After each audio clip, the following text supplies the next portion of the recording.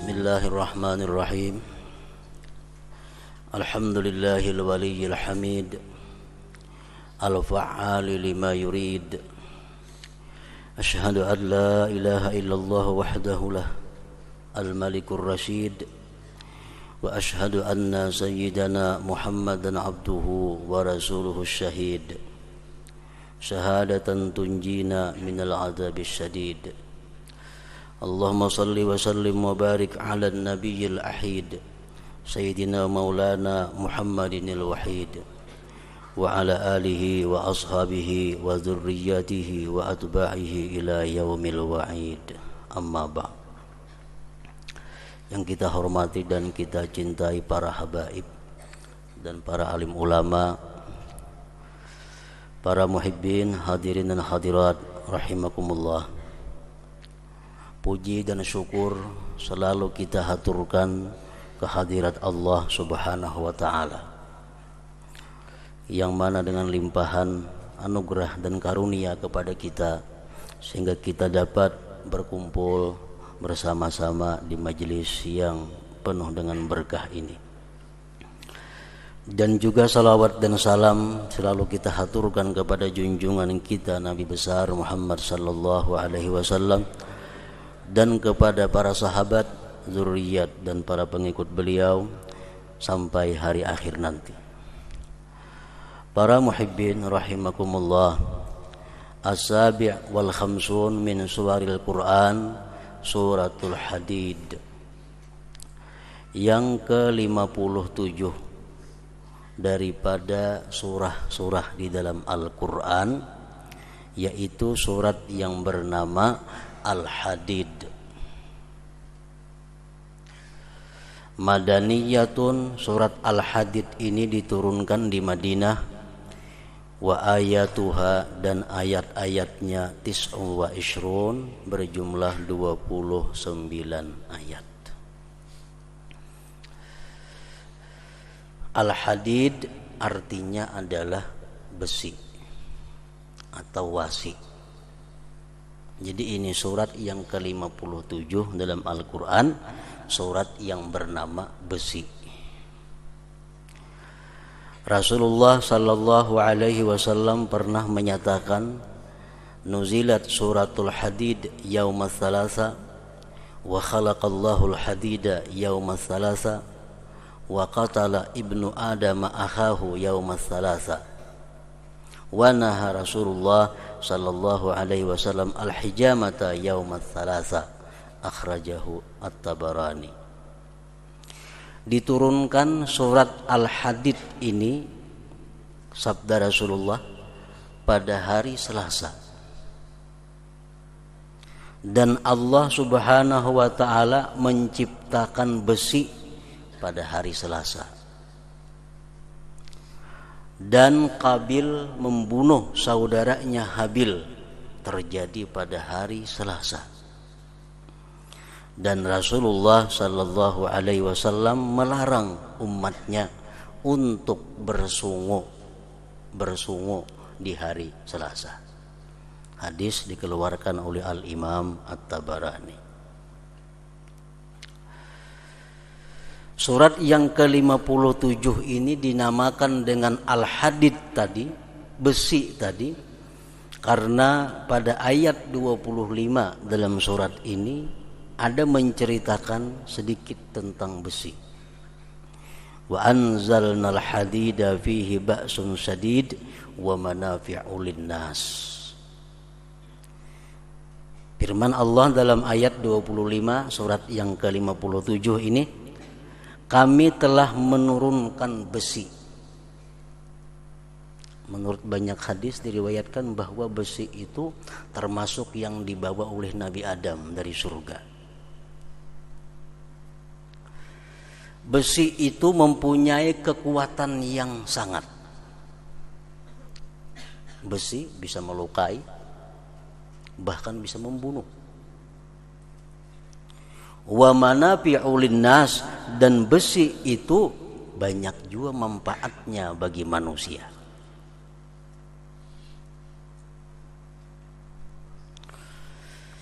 Para ulama mengatakan Usul manfaatin nas arba'atun. Az-zira'ah wal hiyakah wa bina'ul buyut was sultanah kullu wahidin minha yahtaju ilal hadid. Pokok manfaat manusia, artinya manusia itu bisa bertahan hidup dengan baik dengan 4 perkara. Pertama, az-zira'ah, adanya pertanian. Adanya pertanian. Kalau kada ada pertanian, kada bisa membayangkan bagaimana hidupnya kita. Pertanian. Yang kedua, al-hiyakah, pertenunan. Yang tadi pangan, ini sandang.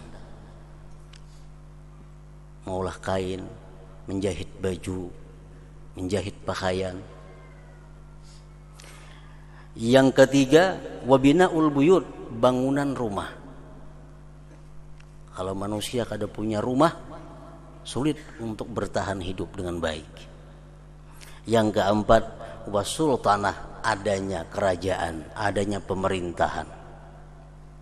Kalau pertanian ada, pertenunan ada, rumah dibangun, tapi kada ada pemerintah, maka akan kacau dan bisa menimbulkan perang antar satu suku dengan suku yang lainnya. Kullu wahidin minha yahtaju ilal hadid, tiap-tiap satu daripada yang 4 tadi, pertanian, pertenunan, pembangunan rumah, pemerintahan, keempat-empatnya itu perlu kepada sesuatu yang namanya besi tadi. Coba kita bertani, mungkin ada wasi, kayak pemulah cangkol, pemulah tajak dan sebagainya. Menjahit baju, mungkin ada wasi, kayak apa jarumnya, kayak apa tenunnya. Mulah rumah, kada bawasi, pakunya kayak apa. Pemerintahan, mungkin ada diisi wasi, runtuh pemerintahannya. Senjata pedang kan dibuat daripada besi. Pemerintahan yang punya senjata lengkap itu bisa bertahan dengan baik pemerintahannya. Jadi itulah salah satu daripada manafi'ul linnas, bahwa besi itu banyak manfaatnya bagi manusia. Para muhibbin rahimakumullah, ayat yang pertama dalam surat Al-Hadid ini, sabbaha lillahi ma fis samawati wal ard wa huwal azizul hakim. Ayat pertama surat Al-Hadid. Artinya mensucikan bagi Allah sesuatu yang ada di langit dan di bumi. Dan Allah Maha Perkasa lagi bijaksana. Seluruh yang ada di langit dan di bumi itu mensucikan Allah Subhanahu wa ta'ala. Tumbuh-tumbuhan, batu-batuan, binatang, semuanya bertasbih kepada Allah, mensucikan Allah Subhanahu wa ta'ala. Mensucikan Allah dari apa? Dari bersifat dengan sesuatu yang tidak patut atau tidak layak bagi Allah Subhanahu wa ta'ala.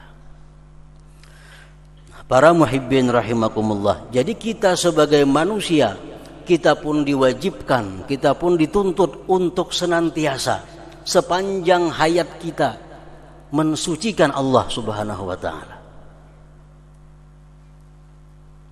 Pertama yang kita sucikan adalah zatuhu subhanahu wa ta'ala, zat Allah Subhanahu wa ta'ala. Macam apa mensucikan zat Allah?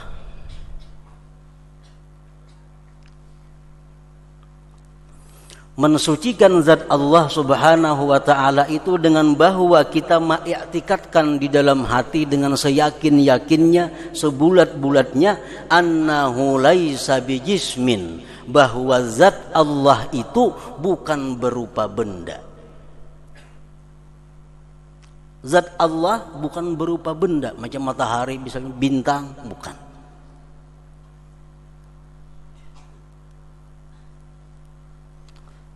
Kalau orang mengatakan bahwa atau mengiktikadkan bahwa Allah Subhanahu wa taala itu berwujud benda, maka dia berarti tidak mensucikan Allah Subhanahu wa taala.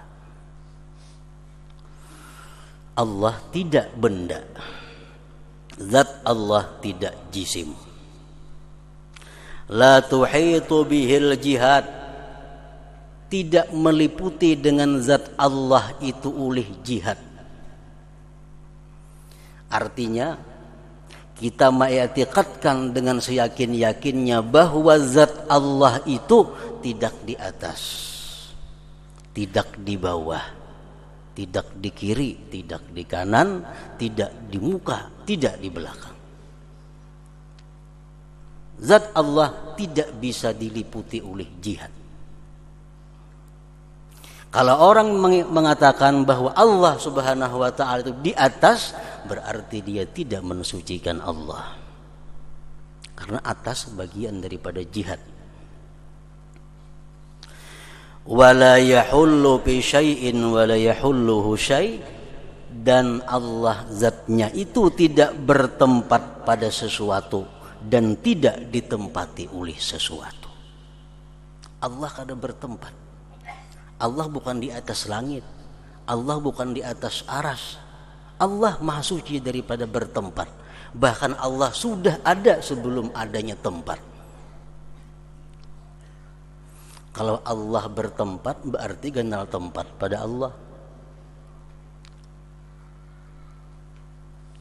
Nah, apabila ada ayat-ayat Al-Quran atau hadis-hadis Rasulullah SAW yang menyatakan bahwa Allah Ta'ala itu bertempat, itu kita takwilkan. Jangan dipaham dengan seadanya. Dalam Al-Quran ada disebutkan tsummastawa 'alal arsy. Kemudian Allah duduk bersemayam di atas aras. Nah, bukan diartikan duduk bersila Tuhan kada. Itu ditakwilkan bahwa Allah Subhanahu wa taala duduk di atas aras, artinya Allah menguasai aras. Pengertian duduk bisa diartikan menguasai. Yang duduk macam kita.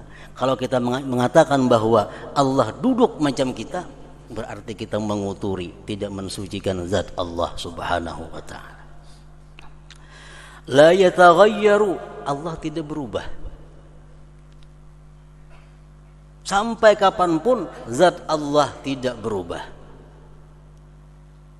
Wa la yantaqilu, zat Allah tidak berpindah. Tuhan turun, naik, kada mau. Maha suci Allah dari yang demikian. Wala yahudduhu zaman wal makan, dan tidak bisa membatasi akan Allah oleh masa dan tempat. Laisa kamitslihi syai', tidak ada sesuatu jua pun yang menyerupai Allah Subhanahu wa taala. Nah, ini sekilas tentang i'tikad mensucikan zat Allah Subhanahu wa taala. Jadi mengenai zat Allah itu kada bisa dibayangkan dengan akal.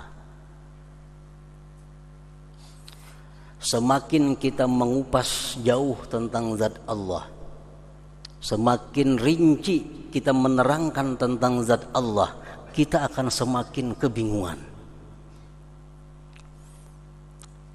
Makin jelas, makin bingung.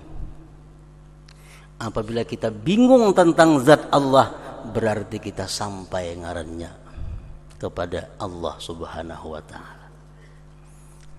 Orang-orang arifin seringkali berdoa, Allahumma zidni tahayyuran fika. Ya Allah, tambahkanlah kebingunganku pada Engkau. Kalau kita parak bisa merupakan Allah, berarti kita makin jauh dengan Allah. Orang yang dekat dengan Allah, orang yang bingung tentang bagaimana zat Allah itu. Nah, berbeda dengan manusia, dengan makhluk Allah. Kalau si manusia atau benda-benda lain makin rinci dijelaskan, makin paham kita. Makin jelas kita menguraikan tentang makhluk, makin paham, makin bisa membayangkan. Kalau Allah Subhanahu wa taala ini zatnya makin rinci kita menerangkan, makin bingung. Zat Allah subhanahu wa ta'ala itu bukan benda. Macam apa kada benda? Sudah bingung kita. Kemudian ditambah lagi penjelasan, zat Allah itu kada diliputi oleh jihad, tambah bingung. Kayak apa Tuhan? Di atas kada, di bawah kada, di kiri kada, di luar kada, dalam kada. La yahullu fi syai'. Tambah pulang penjelasan, Allah kada bertempat pada sesuatu, makin bingung lagi kita. Makin banyak penjelasan, makin bingung. Nah, lain manusia. Kita jelaskan, kamu tahulah si Udin itu, maka ada tahu. Udin itu orangnya hirang tinggi. Nah, kawas sudah kita membayangkan. Rambutnya ika, kawap makin parak kita. Rambutnya ika. Bentuknya macam ini. Makin kita rinci, makin terbayang. Nah, itulah makhluk berbeda dengan Al-Khaliq Allah subhanahu wa ta'ala. Yang kedua yang wajib kita sucikan adalah sifat Allah subhanahu wa ta'ala. Macam apa mensucikan sifat Allah? Kita mengiktikadkan di dalam hati dengan seyakin-yakinnya, la ya'tariha ajzun, tidak mendatangi, la ya'tarihi ajzun, tidak mendatangi akan Allah itu ulih lemah. Tuhan kada mau lemah, Tuhan kada mau tak berdaya. Wala ta'khuduhu sinatu wala naumu wala marad, tidak datang kepada Allah itu mengantuk, apalagi garing kada mau. Wala yu'ariduhu fana wala maut, tidak menghalangi akan Allah oleh kehancuran dan kematian. Wala yukrihuhu syai', dan tidak ada seorang jua pun yang bisa memaksa Allah subhanahu wa ta'ala. Nah, ini sebagian daripada i'tikad mensucikan sifat Allah subhanahu wa ta'ala. Kemudian lagi yang wajib kita sucikan fil asma Allah, nama fil af'al pada fi'il Allah. Kita wajib mengiktikadkan di dalam hati bahwa Allah subhanahu wa ta'ala itu la yaf'alu wa la yakhluqu abasa. Allah tidak berbuat sesuatu, tidak menciptakan sesuatu sia-sia. Kita wajib i'tikad. Apa yang diperbuat Allah pasti ada rahasianya, pasti ada manfaatnya. Tidak ada sedikit pun perbuatan Allah itu yang sia-sia. Itu i'tikad dalam hati.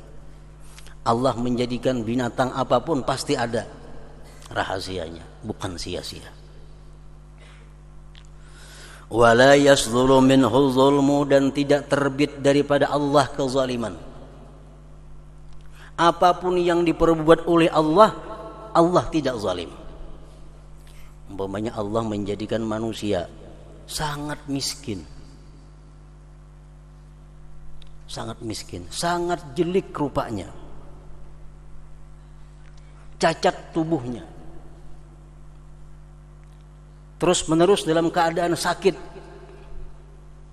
Mana miskin, mana jelek, mana sakit, mana cacat. Zalimkah Allah? Maha suci Allah daripada zalim. La yasduru minhu zulm, tidak terbit daripada Allah itu kezaliman. Wala yajlibu manfaatan li nafsihi wala yadfa'u madarratan laha, dan kita wajib mengiktikadkan bahwa Allah itu memperbuat sesuatu bukan untuk mengambil keuntungan bagi Allah. Allah memperbuat sesuatu bukan untuk menolak kemudaratan bagi Allah. Kalau Allah menyuruh kita sembahyang supaya Allah itu terasa besar, nah itu kada mensucikan Allah. Sembahyang kada sembahyang kita sekecil sedikit jua pun kada mengurangi keagungan Allah subhanahu wa ta'ala. Allah menyuruh bukan manfaatnya kembali kepada Allah. Fil asma, kemudian kita wajib mensucikan nama Allah. La yusamma illa bima samma nafsah, tidak boleh kita memberi nama kepada Allah kecuali dengan nama yang Allah sendiri menamai dirinya. Sudah ada nama Allah, sudah baku. Ada kalau ditambah dikurang lagi. Jangan hendak menambahi ngaran Allah Ta'ala, walaupun menurut kita bagus artinya. Umpamanya Jagau, kan Jagau itu hebat artinya. Allah Subhanahu wa Ta'ala itu diantara namanya adalah Jagau. Nah kada maulah seorang ngaran Allah Ta'ala. Fil ahkam, kemudian yang wajib kita sucikan adalah hukum. Kullu syari'atin syara'aha li'ibadihi tarji'u maslahatuha lahum fattashri' ihsan wa khairum minallahi ta'ala. Tiap-tiap syariat yang disyariatkan Allah untuk hambanya itu kembali ke maslahatannya, kebaikannya bagi si hamba tadi. Maka mensyariatkan itu semata-mata kebaikan dari Allah Subhanahu wa Ta'ala. Kita wajib mengiktikadkan. Setiap Allah memerintah sesuatu, melarang sesuatu, kita wajib mengiktikadkan bahwa itu adalah kebaikan dari Allah untuk kita. Kebaikan, maslahat. Allah menyuruh kita ini, itu pasti kalau kita perbuat manfaatnya banyak lawan diri kita.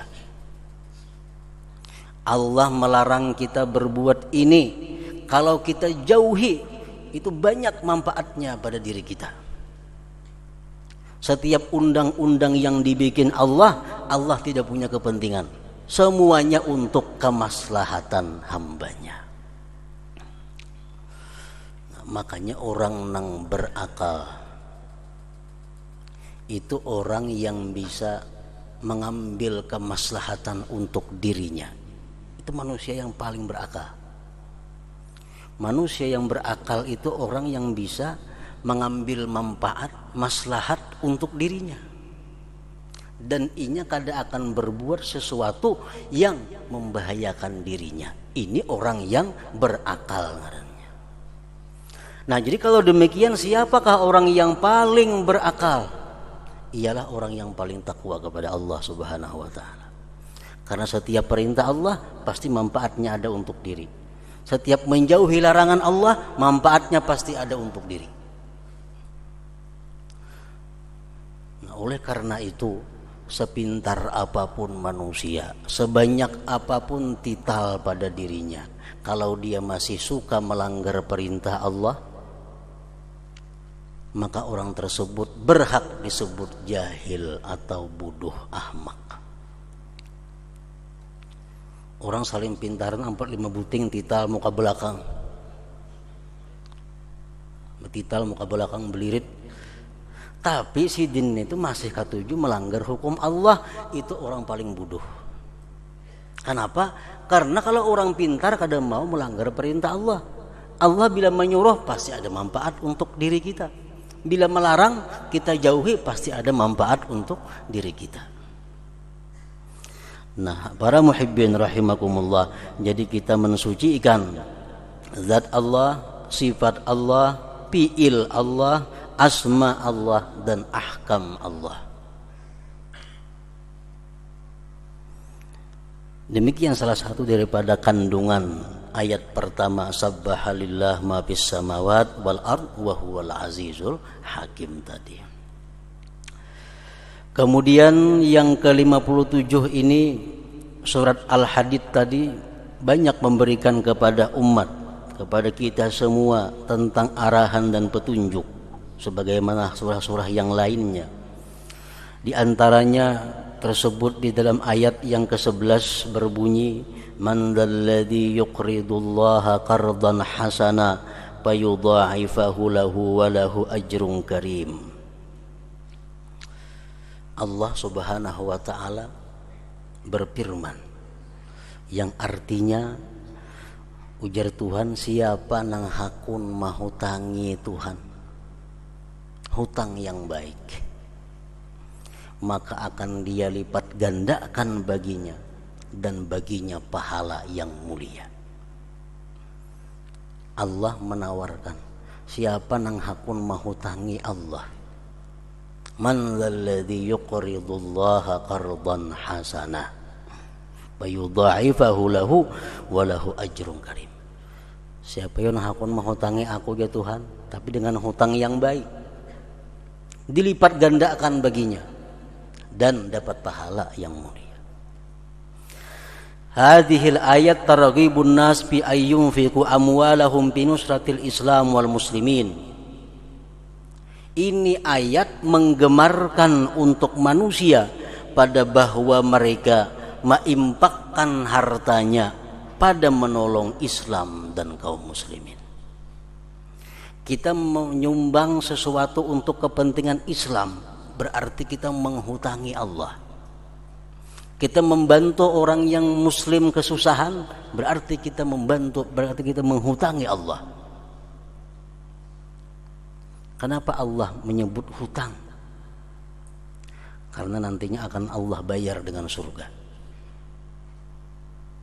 Asal hutangnya tadi qardan hasanah.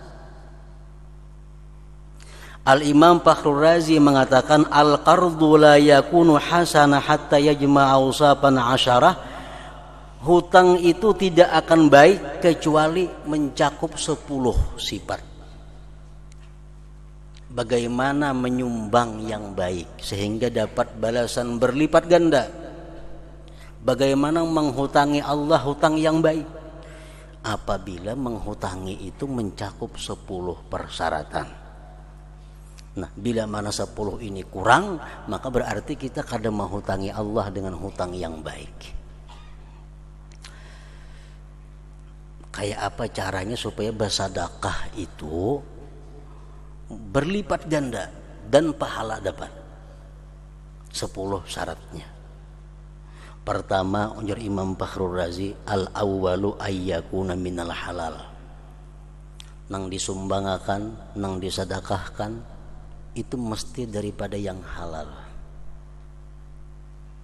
Kalau duit haram, itu bukan sedekah yang baik, bukan hutang yang baik. Rasulullah bersabda, innallaha thayyibun la yaqbalu illa thayyib. Rasulullah bersabda, Allah Ta'ala itu baik dan tidak menerima kecuali yang baik.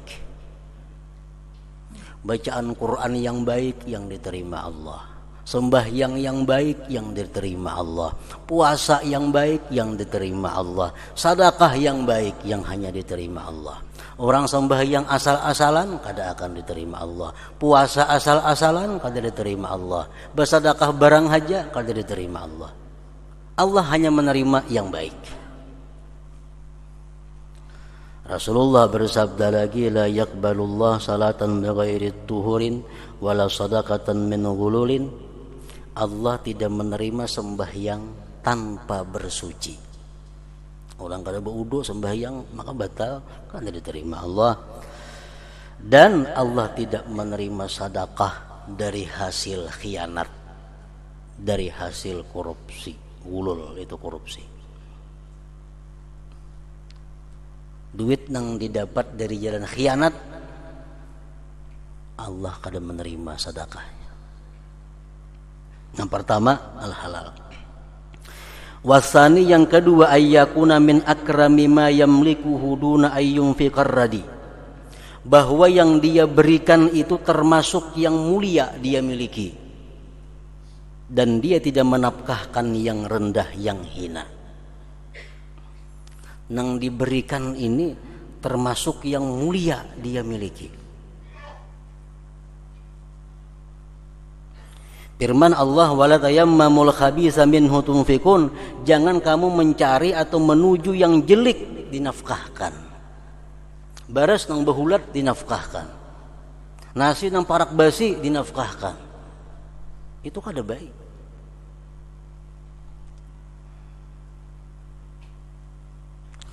Asalis yang ketiga, anta tasaddaqa bihi wa anta tuhibbuhu wa tahtaju ilaih bi an tarjual hayat wa huwal murad bi qaulihi ta'ala wa atal mala ala hubbih.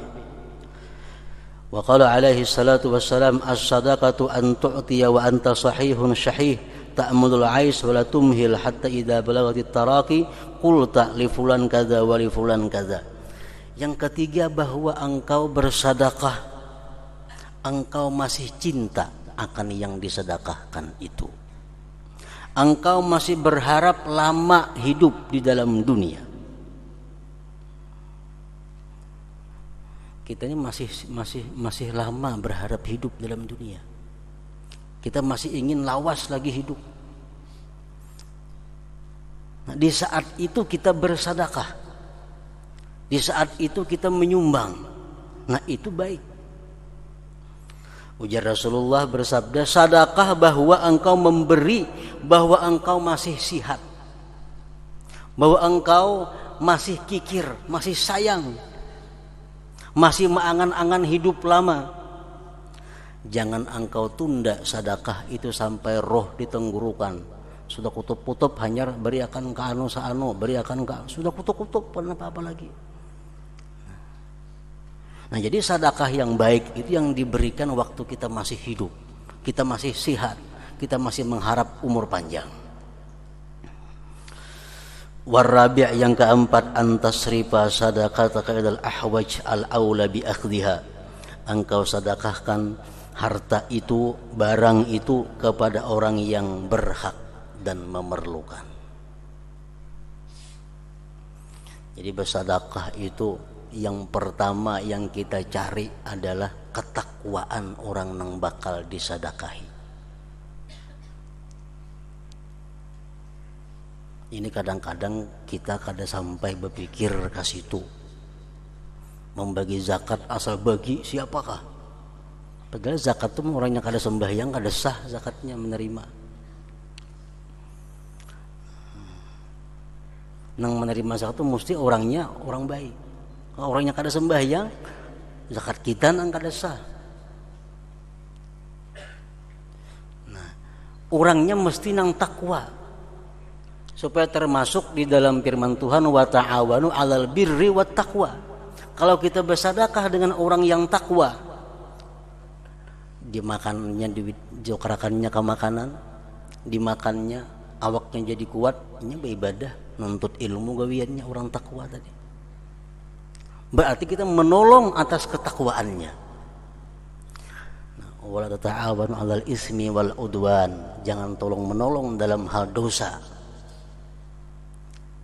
Bari duit hambur segan si anu. Orangnya katuju minum ubat, katuju minum bir, tokorakannya ke bir. Akibat kada belajar tentang bagaimana menggunakan zakat, menggunakan sedekah ini.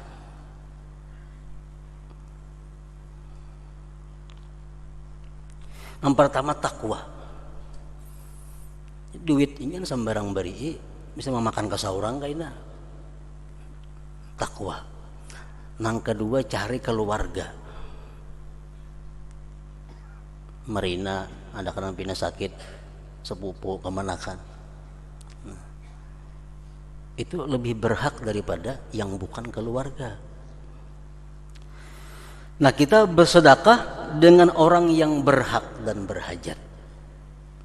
Kalau kita bersedekah bebarang haja asal dibagi, nah itu kada termasuk dalam firman Allah, man dzalladzi yuqridullah qardan hasana, ini kada masuk. Al-khamis yang kelima, antaktumas sadaqah ma'amkanat, bahwa engkau sembunyikan sedekah itu sekuasa engkau, sekemampuan, sembunyikan sedekah. Jangan ada orang yang tahu. Nah, kita boleh membuka sedekah, kita boleh bersedekah di tengah orang banyak, boleh. Tapi dengan tujuan untuk menggairahkan yang lain supaya umat menuruti. Boleh. Aku bersedekah sekian juta, diumumkan. Bukan untuk ria, bukan untuk sombong, niatnya kada, tapi agar yang lain timbul di hati pikiran supaya bersedekah juga, buka kap juga. Nah, itu baik. Kalau kada macam itu niatnya, baik bersembunyian. As-sadisu yang keenam, an la tatba'aha manna wala adza, bahwa jangan engkau iringkan sedekah itu man dan adza. Allah berfirman, la tubtilu sadaqatikum bil manni wal adza, jangan kamu batalkan pahala sedekah itu dengan man dan adza. Sebagian ulama menafsirkan man itu adalah merasa berjasa. Merasa berjasa. Kita memberi orang, timbul di hati, wah aku ini banyak jasa lawan inya. Nah itu man. Kalau kita demikian, pahala sedekah habis. Apalagi disuarakan betuhuk nih tuh kubantu dulu ngatang 10 bulan datang ke sini nama ginnya ini tuh. Dalam hatinya sudah merasa bahwa aku ini banyak jasa lawan inya, itu man. Jangan diiringkan sedekah itu dengan man tadi dan aza, menyakiti, memberi cuma melontarkan kata-kata yang kada nyaman. Jangan. As-sabi' yang ketujuh, antaqsida biha wajhallah, bahwa engkau mengkasat dengan sedekah itu karena Allah, wala turai, jangan kamu ria. As-samin yang kedelapan, antastahkira ma tu'ti wa in katsura li anna dzalika qalilun minad dunya wad dunya kulluha qalilah. Yang kedelapan, kita bersedekah itu merasakan bahwa yang kita sumbangkan itu sedikit. Walaupun 1 miliar, tapi rasa sedikit. Kenapa? Karena 1 miliar bagian daripada dunia. Dunia sangat hina, sangat kecil dibanding balasan yang akan diterima di sisi Allah Subhanahu wa taala. Nah, jadi kita merasa bersedekah itu sedikit. At-tasi' yang kedelapan, ayyakuna min ahabbi amwalik ilaik, bahwa yang disedekahkan itu termasuk harta yang paling engkau cintai. Duit termasuk yang dicintai. Karena Allah berfirman, lan tanalul birra hatta tunfiqu mimma tuhibbun. Engkau tidak akan bisa mencapai kebaikan sehingga engkau menafkahkan, menginfakkan yang kamu cintai. Al-ashir yang ke-10, an la tara izza nafsika wa zullal fakir, bahwa engkau tidak melihat mulia diri engkau dan hinanya orang yang diberi itu. Waktu memberi itu bahasa mulia, nang diberi dianggap inting, dianggap hina, jangan. Bahkan sebaliknya, mulia dia daripada kita. Di mana mulianya? Kita meyakini dalam hati bahwa aku ini disuruh Tuhan mengantarakan miliknya, ampunnya. Nah, jadi 10 perkara itu kalau kita bersedekah, kalau kita berwakaf, kalau kita menyumbang, diiringi dengan 10 sifat tadi, maka itu Allah menyebutnya adalah menghutangi Allah dengan hutang yang baik, dan Allah pasti membayar dengan berlipat ganda pahalanya. Nah, para muhibbin rahimakumullah, demikianlah mudah-mudahan kita dapat melaksanakan apa-apa yang dianjurkan oleh para ulama tentang bagaimana cara bersedekah, sehingga sedekah yang kita laksanakan itu menjadi sebuah hutang yang baik di sisi Allah Subhanahu wa taala. Ila hadratin Nabi sallallahu alaihi wasallam. Al-Fatihah. Bismillahirrahmanirrahim.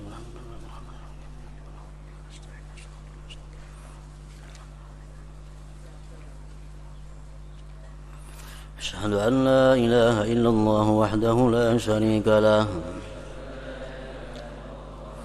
أشهد أن سيدنا محمدا عبده ورسوله لا إله إلا الله نستغفر الله لا إله إلا الله نستغفر الله لا إله إلا الله نستغفر الله لا إله إلا الله ونتوب إلى الله لا إله إلا الله محمد رسول الله صلى الله عليه وسلم فيا أيها الراجون منه شفاعة صلوا عليه وسلموا تسليما